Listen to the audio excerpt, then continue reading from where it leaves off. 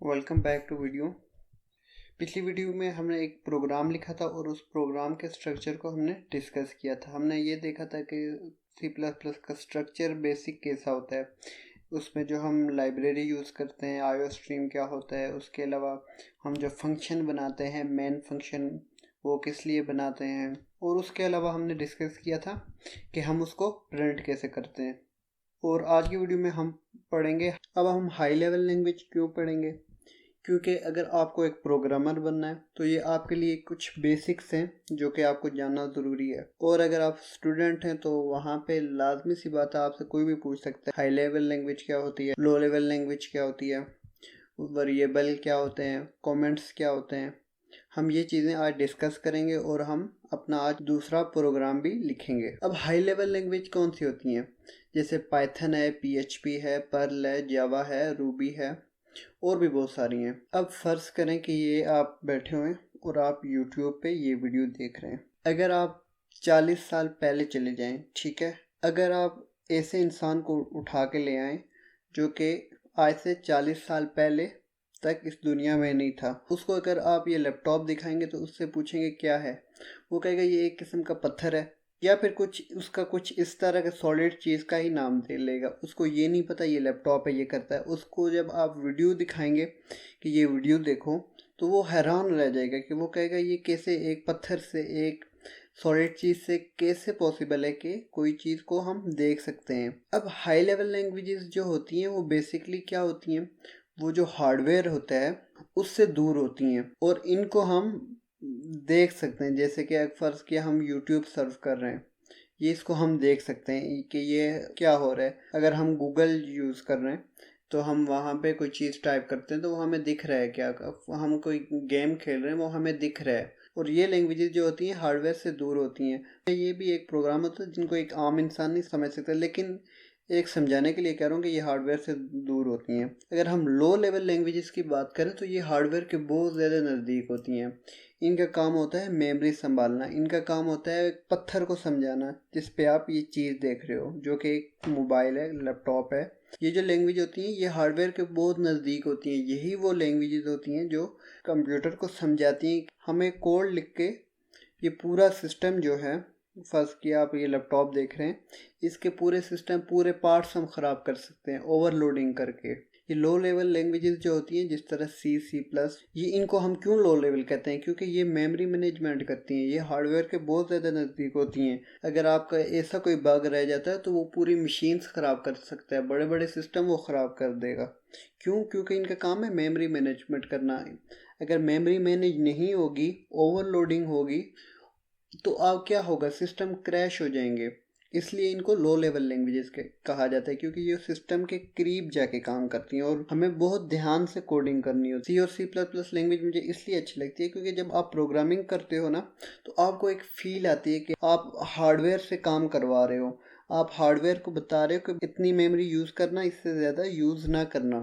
फर्ज करें मैंने किसी सॉफ्टवेयर पे लिखा है 0 1 2 3 4 5 6 7 8 9, अब मुझे क्या नज़र आ रहा है, 0 1 2 3, ये चीज़ नज़र आ रही है। लेकिन कंप्यूटर को क्या नज़र आ रहा है, कंप्यूटर को ज़ीरो नहीं नज़र आ रहा है। वो उसको ये नहीं पता कि ज़ीरो क्या है, उसको ये नहीं पता वन क्या है, उसको ये नहीं पता थ्री क्या है, उसको ये नहीं पता फोर क्या है।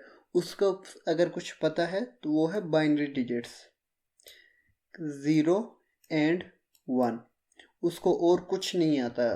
ये बहुत डम मशीन होती है, कंप्यूटर एक बहुत डम मशीन है, उसको कुछ नहीं पता। उसको जो कुछ हम कहते हैं वो वही करता है। बहुत ही स्टूपिड मशीन है। कुछ लोग कहते हैं कि कंप्यूटर बेहतरीन है, कंप्यूटर इंसान से बेहतर है। इंसान से बेहतर कंप्यूटर कभी हो ही नहीं सकता। क्यों? उसको सिर्फ दो चीज़ें समझ आती हैं, 0 1, उसको और कुछ समझ नहीं आता। ये तो इंसान की महारत है कि उसने 0 और 1 से एक कंप्यूटर को कितना बेहतर बना दिया है। वो हर चीज़ कर सकता है किससे, 0 एंड 1। उसको और कोई चीज़ बिल्कुल ज़रा भी नहीं समझ आएगी। इसलिए कंप्यूटर एक स्टूपिड मशीन है, उसको जो आप कहते हैं वो करता है। और अगर आपसे कोई कहता है कि कंप्यूटर और इंटरनेट ये चीज़ें इंसान से बेहतर हैं तो उनको कह दो कि 0 एंड 1 के अलावा अगर कंप्यूटर कुछ समझ सकता है, नहीं। अगर नहीं समझ सकता तो वो हमसे बेहतर कैसे हो सकता। और अब हम ये 9 डिजिट समझ रहे हैं, हमें पता है ये 0 है, 1 है, ये 2 है। कंप्यूटर को नहीं पता ये क्या है, वो सिर्फ वो 0 को क्या कहते हैं, 0 0 0 1। हमने 1 लिखा है तो वो उसको क्या पड़ेगा, 0 0 0 1। अगर हमने 2 लिखा है उसको क्या पड़ेगा, 0 0 1 0। अब आप मुझे पढ़ के बताओ ये क्या चीज़ है, ये क्या है, एस है, एच है, यू है, एन है, डबल ओ है।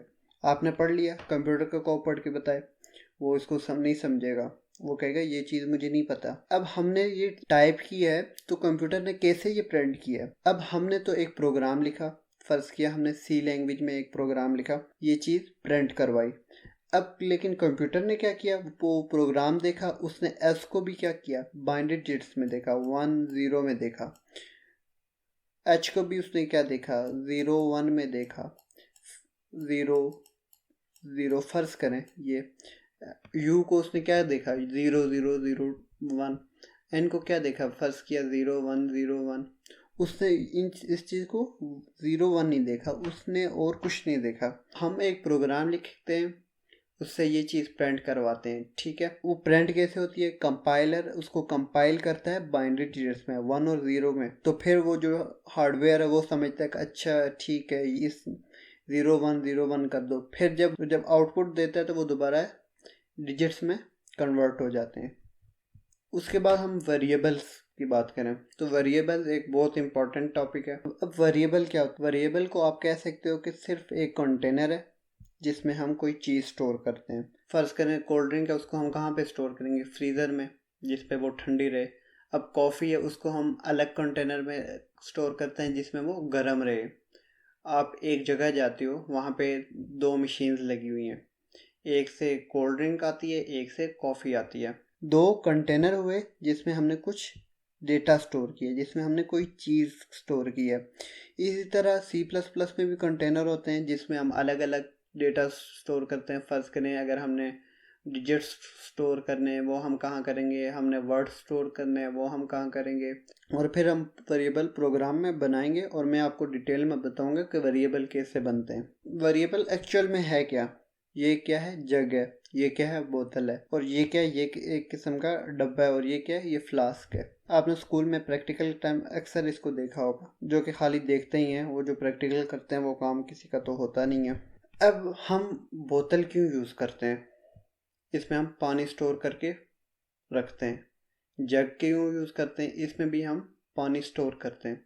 ये दोनों अलग क्यों हैं, क्योंकि इससे पानी गिरता नहीं है। ये हम उस टाइम यूज़ करते हैं जब हम किसी स्टाइल में, मतलब नॉर्मल टाइम पे खाना खा रहे होते हैं, इकट्ठे बैठ, इसको उठाया और ग्लास में पानी डाला। डब्बे हम क्यों यूज़ करते हैं, डब्बे हम इसलिए यूज़ करते हैं ताकि हम कोई ना कोई चीज़ इनमें डाल के ढक्कन लगा के रख लें ताकि कोई चीज़ ख़राब ना हो। अब ये 3 कंटेनर है, फर्ज करें एक मग है और इसमें हमने कॉफ़ी डाली हुई है, कप है, इसमें हमने चाय डाली हुई है, ग्लास है, इसमें हमने पानी डाला है, जगह इसमें हमने पानी डाला हुआ है। इसमें चाहे हम पानी डाल सकते हैं, इसमें भी पानी डाल सकते हैं, लेकिन हर चीज़ का अपना पर्पज़ है, हर चीज़ अपने काम के लिए बनी हुई है।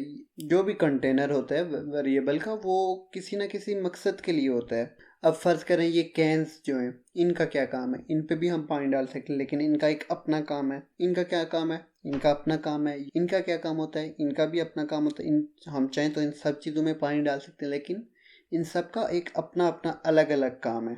अब हम पढ़ते हैं इंट, फ्लोट, ये चीज़ें क्या हैं। ये वही कंटेनर है जिन पे हमने डेटा स्टोर किया है, जैसे कि इंट हुआ, फ्लोट हुआ, बूल हुआ।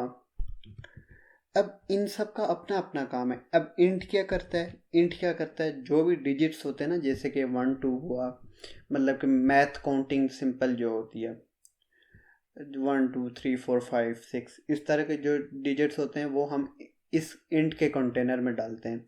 ये एक कंटेनर है जिसका नाम है इंट। इसमें हम क्या डाल सकते हैं, काउंटिंग 1 2 3 4 5 6 7, इस तरह की चीज़ें हम इसमें डाल सकते हैं।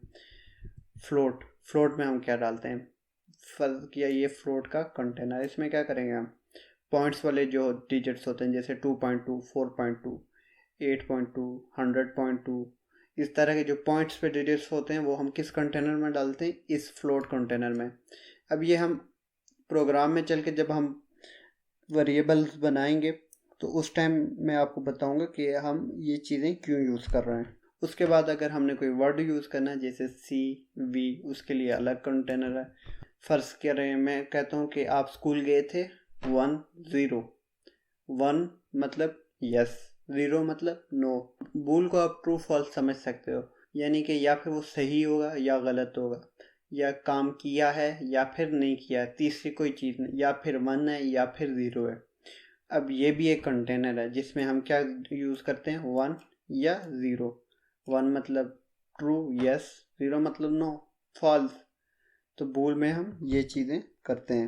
अब ये जो कमेंट होता है ना, ये आपकी बहुत मदद करता है। ये कैसे मदद करता है हम आगे चल के बात करते हैं। ये कैसे मदद करता है, जब आप प्रोग्राम बनाते हो तो उस टाइम आप फर्ज करें 250 लाइनों का प्रोग्राम बनाया आपने, और आपने वेरिएबल्स डिक्लेयर किए और काफ़ी सारी चीज़ें की जो कि आप शॉर्टकट करोगे, मतलब शॉर्ट वर्ड्स में करोगे। तो आप महीने बाद उस प्रोग्राम को देखते हो तो आप देखते हो कि यहाँ पे AB लिखा हुआ है।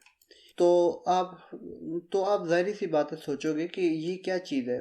तो इस चीज़ से बचने के लिए, क्योंकि इंसान है, फर्ज करें आप अपना प्रोग्राम लिख के किसी को देते हैं तो वो क्या समझेगा कि ये इसमें जो ABC इस तरह के शॉर्ट वर्ड यूज़ किए हुए हैं, उसने ये चीज़ यहाँ पे ये चीज़ यूज़ किया, वो क्यों यूज़ किया। आप क्या करोगे, कमेंट करोगे लाइन को और वहाँ पे लिख लोगे कि A फॉर एप्पल।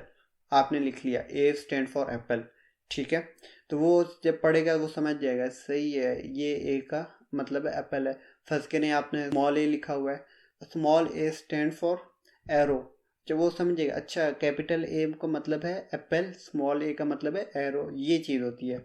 अब कमेंट यूज़ कैसे करते हैं, हम क्या करते हैं, 2 स्लैशें लगाई और हमने आगे कोई स्टेटमेंट लिख लिया। फर्ज किया हमने लिख लिया ए फॉर एप्पल। अब वो जब कंपाइलर आएगा कंपाइल करने के लिए जो हमने प्रोग्राम लिखा है, तो वो जब इस लाइन को देखेगा ना कंपाइल करने के लिए, वो इसको इग्नोर कर लेगा, क्योंकि वो जब देखेगा ओ ये तो कमेंट हुई हुई है, वो इग्नोर करके आगे चलेगा। अब कमेंट को लिखने के 2 तरीके हैं, एक डबल स्लैश, एक इस तरह डबल स्लैश लिखा और आगे लाइन लिख ली, और या फिर एक स्लैश के बाद स्टार और फिर स्टार के बाद स्लैश। ये मल्टी लाइन कमेंट होता है, यानी कि आपने फर्स्ट किया 10 लाइन का कमेंट लिखना है तो आप यहाँ स्टार्ट करोगे, यहाँ पे एंड करोगे। अब चलते हैं अपने विजुअल स्टूडियो कोड में और अपना प्रोग्राम लिखते हैं। ये चीज़ें जो हमने पढ़ी हैं अभी, वो हम वहाँ जाके इम्प्लीमेंट करते हैं और एक प्रोग्राम बनाते हैं। तो हम VS कोड में आ चुके हैं। हमने अपनी पहली वीडियो में ये प्रोग्राम लिखा था और इससे पिछली वीडियो में हमने डिस्कस किया था कि IOStream क्या, नेम स्पेस क्या। अगर आपने पिछली वीडियोस नहीं देखी तो आप प्लीज़ जाके देख लें। तो अब हम यहाँ पे इस प्रोग्राम को और डिटेल में पढ़ेंगे। इससे पहले कि हम इस प्रोग्राम को पढ़ें, तो अब हमने ये प्रोग्राम लिखा। आप सोच रहे होंगे इस प्रोग्राम में नई क्या चीज़ है, ये प्रोग्राम हम नोटपैड में लिख सकते हैं, तो हमने इस VS कोड में क्यों लिखा। VS कोड या फिर और कोई भी IDE है, उसमें हमें बहुत सारे एडवांटेजेस होते हैं। फर्ज करें अब हमें यहाँ एक्सटेंशन वाले में सेक्शन में जाऊँगा, ठीक है, सॉरी, यहाँ में जब आया C++ इंटेलिजेंस, ये चेक करें, ठीक है, ये एक्सटेंशन है, ये हम इंस्टॉल करेंगे। अब ये एक्सटेंशन क्या करती है, अगर हमने कुछ गलत लिखा है, फर्ज करें हम प्रोग्राम लिखते हुए गलतियाँ करेंगे, तो ये अंडरलाइन कर देगी और भी ये काफ़ी सारी चीज़ों में हमारी हेल्प करेगी। अगर हम कोई फंक्शन लिखते हैं तो वो आगे प्रॉपर बताएगी कि फंक्शन कैसे लिखेंगे, क्या चीज़ है, तो ये इसलिए होती है। उसके अलावा अगर हम यहाँ पे लिखें कोड रनर, इसको इंस्टॉल करते हैं। अब हम यहाँ पे सिंपल यहाँ पे क्लिक करेंगे तो वो हम कोड रन कर सकते हैं, ठीक है। उसके अलावा अगर हम सेटिंग में जाते हैं और यहाँ पे लिखते हैं कोड रनर, तो ये कुछ सेटिंग्स हैं, आप देख लें, ये चेक होना चाहिए कोड रनर। ये मैं आहिस्ता आहिस्ता नीचे करता हूँ, ये सेटिंग्स आपकी भी होनी चाहिए ताकि आपको कोई प्रॉब्लम ना आए। उसके अलावा हम अगर यहाँ पे कीवर्ड शॉर्टकट पे जाएं, बहुत सारे कीवर्ड्स के शॉर्टकट्स हैं और ये भी हमें बहुत ज़्यादा हेल्प करेंगे, क्योंकि हर बार हम एक मैनुअल तरीके से यहाँ पे जाके ये चीज़ें हम नहीं कर सकते। हम सिंपल एक क्लिक करें और वो चीज़ हो जाए। यहाँ भी अगर आप कोड रनर लिखते हो कोड, तो ये देखें रन कोड, जो हम कोड लिखते थे पहले g++ उसके बाद हम अपनी फाइल का नाम लिख के अब वो हम सिंपल F2 अगर प्रेस करेंगे ना तो वो हम कोड लिख लेंगे। और अगर हम कोई कोड रन कर रहे हैं उसको हम स्टॉप करना चाहते हैं इधर से जाके इतना लंबे प्रोसेस के अलावा हम सिंपल F3 दबाएंगे। सबसे पहली वीडियो में जो हमने बनाई थी फाइल उसका हमने नाम रखा था try1.cpp और आज की वीडियो में हम नाम रखेंगे try3.cpp क्योंकि ये हमारी तीसरी वीडियो है।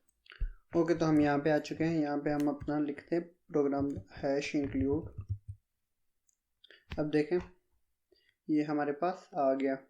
किससे आया? C++ इंटेलिजेंस से। अगर हम यहाँ पे टैब दबाएंगे तो इसने खुद लिख लिया। उसके बाद हम लिखते हैं IO स्ट्रीम।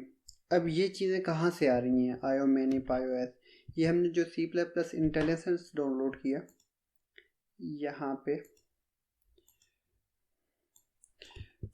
ये यहाँ से आ रही हैं। IO stream using namespace std semicolon. अब ये जो सेमीकोलन है ये लगाना बहुत ज़्यादा ज़रूरी है। ये जो सेमीकोलन है, अगर आपने सेमीकोलन नहीं लगाया तो कंपाइलर आपको कभी भी माफ़ नहीं करेगा। फिर हमने प्रोग्राम लिखा int main, उसके बाद हमने ब्रैकेट्स लगाई, उसके बाद हमने ब्रेसेस लगाई। अच्छा, ये जो होती है ना, ये वाली ब्रैकेट जो होते हैं इनको ब्रेसेस कहा जाता है। आपको ये चीज़ें आनी चाहिए। ये ना हो कि आपको कोई कहे कि ब्रेसेस लगाओ तो आप वहाँ पे सोचते रहो ब्रेसेस क्या होती हैं। ब्रेसेस या करली ब्रैकेट इनको कहा जाता है। और ये जो होती हैं स्मॉल ब्रैकेट्स जो होती हैं इनको पैरेंथेसिस कहा जाता है। ये चीज़ें मैं आपको इस वीडियो में इसलिए बता रहा हूँ कि मैं ब्रेसेस वर्ड यूज़ करूँ तो आपको थोड़ी सी समझ लग जाए। जैसे जब हम 2-3 प्रोग्राम लिखेंगे तो ये आपको चीज़ें वैसे याद हो जाएंगी। ओके, तो हम यहाँ पे लिखते हैं cout, उसके बाद hello world। अब यहाँ देखें हमने cout लिखा, 2 लेस देन के साइन लिखे, उसके बाद हेलो वर्ड को हमने आवाज में बंद कर दिया। ये प्रिंट करवाने का ये तरीका है, ठीक है। उसके बाद हम लिख लेते हैं रिटर्न 0। उसके बाद अगर हम यहाँ पे जाके रन करते हैं तो ये क्या कह रहा है? प्रॉब्लम है। कहाँ प्रॉब्लम है? यहाँ पे प्रॉब्लम है। यहाँ पे क्या प्रॉब्लम है? हमने रिटर्न के स्पेलिंग नहीं लिखे। अब ये जो अंडरलाइन हुआ है ये किसकी मदद से हुआ है? ये इसी C++ इंटेलिजेंस की मदद से हुआ है। ओके, अगर हम दोबारा Ctrl+S से हम सेव करते हैं और रन करते हैं तो ये देखें हेलो वर्ल्ड प्रिंट हुआ, आ गया। अब हम पहले अपना वेरिएबल डिक्लेयर करेंगे। हम सबसे पहले लिखेंगे इंट। अब इंट क्या करता है? हमने अभी थोड़ी देर पहले पढ़ा था।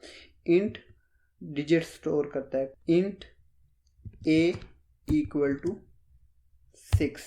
अब ये इंट जो लिखा ये क्या कंटेनर है, ठीक है। इस कंटेनर ने क्या किया? एक वेरिएबल बनाया a। इस a ने क्या किया? 6 को स्टोर कर लिया, यानी कि cout a, ठीक है। और इस वाली लाइन को हम कमेंट कर देते हैं, ठीक है। हमने लिखा cout a, ये वाली हमने लाइन कमेंट कर दी। अब अगर हम Ctrl+S से सेव किया और हमने जब प्रोग्राम रन किया तो ये देखें 6 प्रिंट हुआ, ये नहीं प्रिंट हुआ। ये क्यों नहीं हुआ? क्योंकि हमने इस लाइन को कमेंट कर दिया है। हम ये देख सकते हैं कंपाइलर आएगा, ये जो हमने कंपाइलर G++ डाउनलोड किया वो आएगा, वो यहाँ से देखेगा और फिर फंक्शन में आएगा, वो देखा int a वो समझ जाएगा कि अगर उसने int a लिखा है इसका मतलब वो है उसने कोई डिजिट स्टोर किया हुआ है। वो जब देखेगा कि cout a है वो कहेगा अब a को प्रिंट करना है, वो a को प्रिंट करेगा। अब a में वैल्यू क्या है? ये कंटेनर है, ठीक है। a उसमें क्या है? 6 को उसने क्या किया? सिंपल प्रिंट कर दिया। तो आपको अब समझ आ गई होगी कि ये वेरिएबल क्या होता है। फर्ज करें हमने एक और वेरिएबल बनाना है, इंट b बनाया और हम b में क्या स्टोर करते हैं? b में हमने स्टोर किया 4। और अब हम इसको cout जो हमने लिखा है दोबारा लिखते हैं सी आउट और हम यहाँ पे बी लिखते हैं, ठीक है। अब हम यहाँ से कंट्रोल एस से सेव किया और हमने रन किया। तो ये अब देखें, आप यहाँ पे आप लिखा आ रहा होगा 64। अब ये 64 क्यों आ रहा है?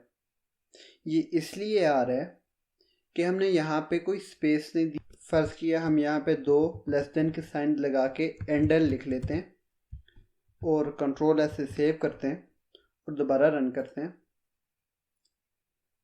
तो अब देखें आप 6 अलग का था, 4 अलग, यानी कि ए में क्या था 6 जो कि ऊपर है और बी में क्या था 4 जो कि नीचे है। इस तरह से हम एंडल लगा के किसी भी लाइंस को हम डिफरेंस कर सकते हैं। और अब हमने जो पढ़ा था कमेंट क्या होता है। ओके, तो हम यहाँ पे लिखते हैं this video is made by Shanu and programme by Shanu. तो अब अगर हम दोबारा इसको रन करते हैं तो देखें कोई फ़र्क नहीं आया, वही 6 और 4 प्रिंट हुआ। और हम ये कमेंट जो हमने लाइन किया है इसको अगर हम हटा देते हैं तो वो, अगर हमने स्लैशेस हटा दी, ये लाइन कमेंट नहीं है। अगर हम यहाँ पे अब करते हैं तो ये देखें इसने एरर दे दिया, ठीक है, इसने कुछ भी कंपाइल नहीं किया। ओके, तो अगर आपने मेरी प्लेलिस्ट अभी तक एक्सेस नहीं की तो आप सिंपल ब्राउज़र में जाएं, यहाँ पे शनु कोड लिखें, यूट्यूब में जाएं, उसके बाद शनु कोड लिखेंगे। Welcome to my channel. Okay, उसके बाद यूट्यूब पे जाएंगे आप, शनु कोड लिखेंगे तो ये मेरा चैनल आ जाएगा, ठीक है। तो आप प्लेलिस्ट वाले सेशन पे जाएंगे, ठीक है। उसके बाद ये जो C++ ट्यूटोरियल फॉर बिगिनर है यहाँ पे गए और यहाँ से जाके आपने बुक मार्क कर लेनी है, एडिट बुक मार्क, डन। तो उससे ये होगा कि जो ही आप यहाँ पे क्लिक करेंगे तो आप मेरी प्लेलिस्ट में आ जाएंगे और जो पिछली हमने 2 वीडियोस डाली हैं वो भी यहाँ पे हैं। उसके अलावा चैनल को सब्सक्राइब करना और बेल आइकन लाजमी प्रेस करना और अपना नाम ज़रूर कमेंट करना। और इसके अलावा हमारे 5 सब्सक्राइबर हो चुके हैं, जिनमें से 3 तो मेरे अपने और 2 जिन्होंने किए हैं वो प्लीज़ अपना नाम कमेंट कर लो ताकि मैं देख सकूं कि मेरे पहले 2 सब्सक्राइबर कौन है। And thank you for response कि मेरे पहले 2 सब्सक्राइबर आ चुके हैं। इसी तरह अगर मुझे सपोर्ट करते रहे तो हम ज़रूर आगे जाएंगे। Thank you for watching. मिलते हैं हम अपनी अगली वीडियो में। अपना ख्याल रखना।